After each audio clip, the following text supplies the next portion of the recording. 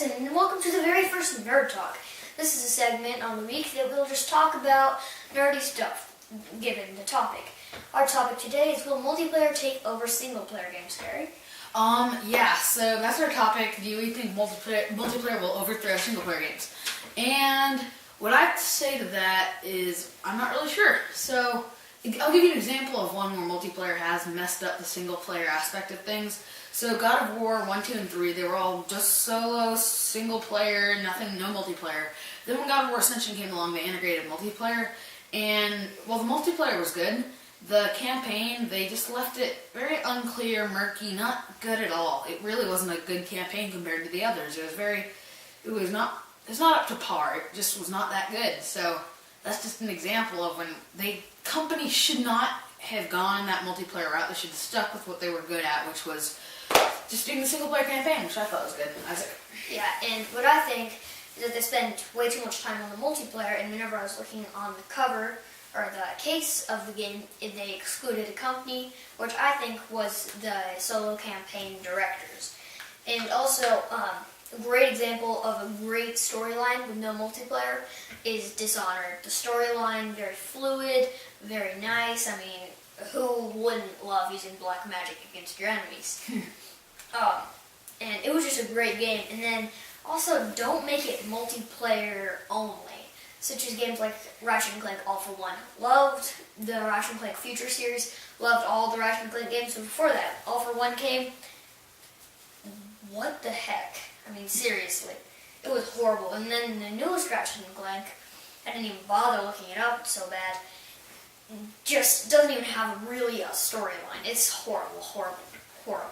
Yeah, and this is just one, like Call of Duty Black Ops 2, Treyarch, I feel it has a mentality of if it ain't broke, don't fix it. Multiplayer-wise, like, I mean, it's a great multiplayer, don't get me wrong, it's fun to play, it's addictive, I really like it, but they didn't change anything, they didn't do anything outstanding with it, but the campaign, otherwise on the solo, single player, they did, where you can change the outcome of the ending of the game, you can have different endings by choosing if you're going to kill somebody, who to kill, making the right decisions, the moral choices that most games steer clear from, which I kind of thought was cool that Treyarch did that.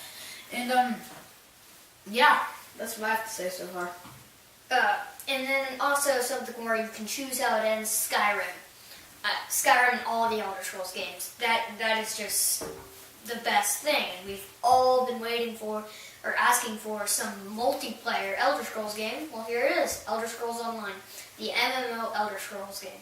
Sad part is it's the last Elder Scrolls game, but also Halo Reach, great solo campaign, great multiplayer. They balanced it out perfectly. I mean, Griffball, a new edition, awesome.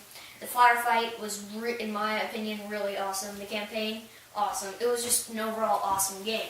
Yeah, and just what I have to say about the Skyrim is that I am glad that they used a new studio to make the game, because if they used the same studio that made all the other Elder Scrolls, which they just focus on the single player aspect of it, I think if they made a multiplayer game, it wouldn't be that good because they don't really know what they're doing when it comes to multiplayer. They just have a really solid single player game. So I'm glad they did switch studios for the MMORPG Elder Scrolls Online. And to top it up, to end our video, we're going to give you what our thoughts are if we think multiplayer is going to take over single-player games, if companies are going to focus more on multiplayer than single-player. So, Isaac, what's your stance on it? I say it is sneaking up on us. It's kind of like an underdog situation here, only it's becoming more and more just offensive coming in. Companies are leaning forward for the multiplayer, which I say steer clear of focusing just on the multiplayer. I think, I'm saying this for all of us, but us gamers really like the deep storylines. Harry? Yeah, so I think it's slowly creeping upon us, and I think it's eventually going to get to where multiplayer is the thing that everybody focuses on. They're going to add more social integration into it. I see now they can add social networking into it. Just make it more of a social game, and they're going to slowly just not care about single-player games anymore. They're just going to not really put as much effort into the solo campaign. And, so yes, I do think multiplayer will eventually take over, and it's slowly creeping upon us. So that's the end of Nerd Talk, And stay tuned next week. On Monday, we're going to do another Nerd Talk. And tomorrow, we'll have a video game review. So, yeah, see you guys later, and goodbye.